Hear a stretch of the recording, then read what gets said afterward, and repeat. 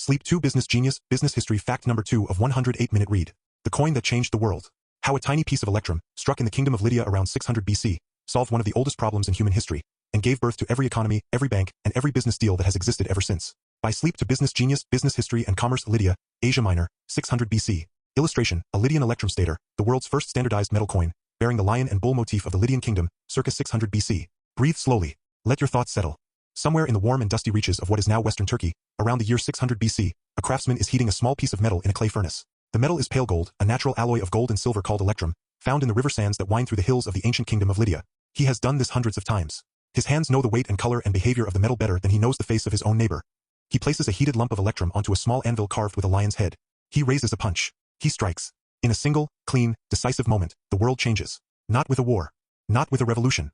Not with a declaration or a ceremony or the grand sweep of a conquering army, but with the quiet, precise strike of a craftsman's hammer on a small piece of pale metal in a dusty workshop on a forgotten hillside. The coin has been born.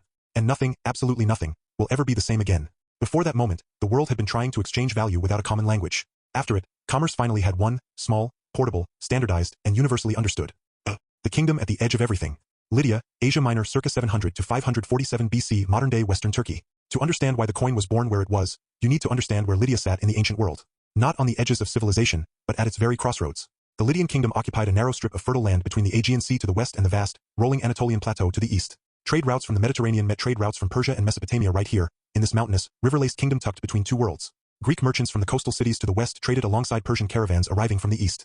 Phoenician sailors, Phrygian farmers, Carian craftsmen, the markets of Lydia were among the most cosmopolitan places on the ancient earth. And running through those markets, through those hills, through the riverbeds and the very soil beneath Lydia's feet, was something extraordinary. Gold. Or more precisely, Electrum.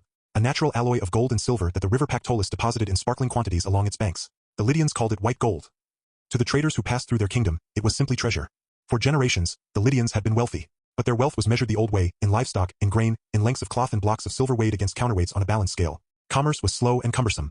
Every transaction required negotiation over purity and weight. Every exchange of silver demanded that both parties trust the other's scales and honesty. It worked. But it was inefficient.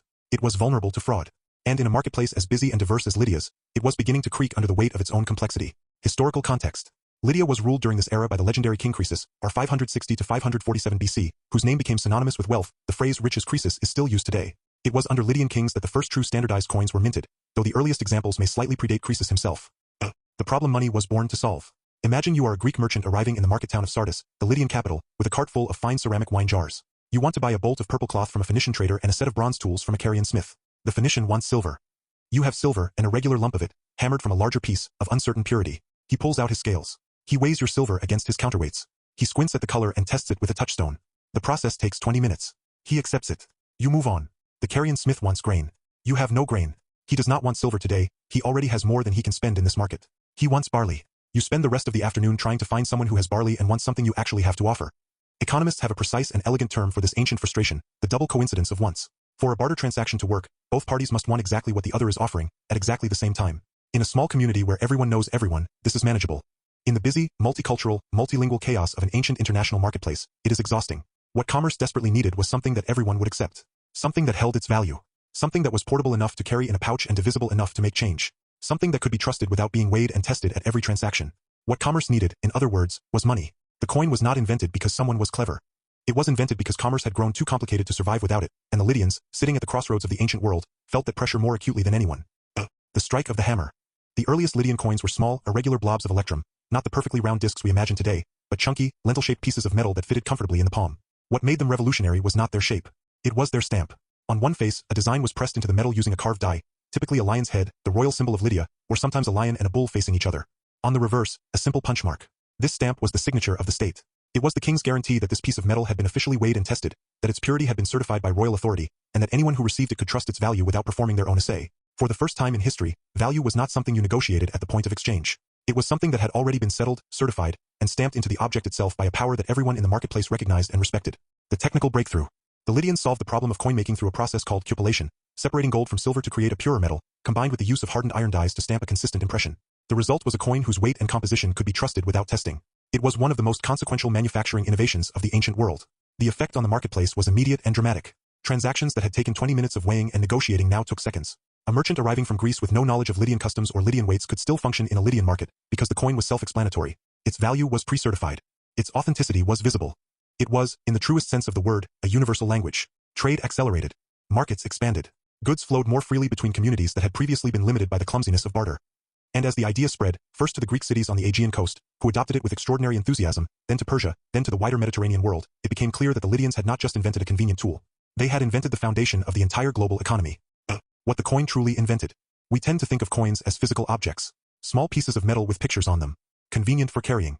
Useful for small transactions. But the Lydian coin was not primarily a physical thing. It was an idea. Perhaps the most powerful idea in the entire history of commerce. The idea was this, that value does not have to reside in the object itself.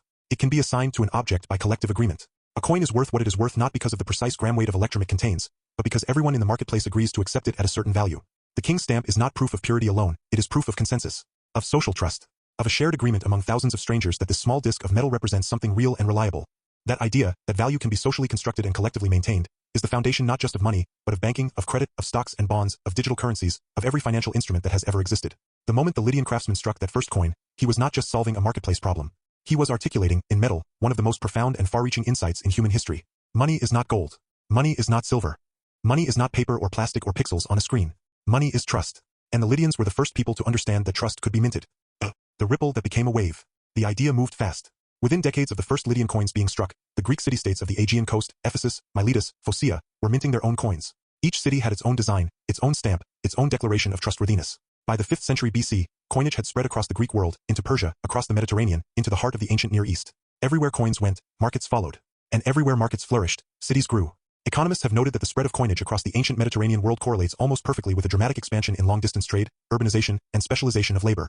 When value could travel easily, in a leather pouch, in a merchant's belt, in the hold of a trading ship, the world became more connected, more complex, more prosperous. The kingdom of Lydia itself did not last. In 547 BC, Croesus, that legendary king whose name still means wealth today, was defeated by the Persian king Cyrus the Great, and Lydia was absorbed into the Achaemenid Empire. But the idea that Lydia had given the world was already beyond the power of any conquering army to erase. Cyrus kept minting coins. So did Alexander the Great, 2 centuries later. So did Rome. So did every empire, every kingdom, every nation-state that followed. The coin proved to be more durable than the kingdom that invented it. From Lydia to today, every banknote, every digital payment, every credit card transaction that takes place anywhere in the world today traces its conceptual lineage back to that Lydian workshop. The fundamental insight, that standardized, state-guaranteed tokens of agreed value can facilitate exchange between strangers, has not changed in 2,600 years. Only the materials have. The coin in your pocket. The next time you reach into your pocket and close your fingers around a coin, or tap your phone against a payment terminal, which amounts to the same thing, pause for just a moment. The object you are holding, or the transaction you are completing, is the direct descendant of a small, irregular blob of pale electrum, struck in a Lydian workshop 2,600 years ago by a craftsman whose name we will never know. He did not know what he was creating. He was just solving a problem that the markets of his busy, cosmopolitan, crossroads kingdom had handed him. But in solving it, he gave the world its most enduring and consequential invention. Not the wheel. Not writing. Not the steam engine or the microchip or the internet. Money. Small. Heavy. Warm to the touch. Stamped with a lion's head on one side and the mark of a king on the other. Trusted by strangers. Accepted everywhere. Changing everything. From a Lydian workshop to your pocket, the same ancient, extraordinary idea, still quietly at work in every corner of the world. Sleep to Business Genius is a business history series weaving 100 fascinating facts about commerce into soothing, story-driven narratives. This is fact number 2 of 100. Part of 100 Facts About Business to Fall Asleep To, available as a full narrated video on YouTube.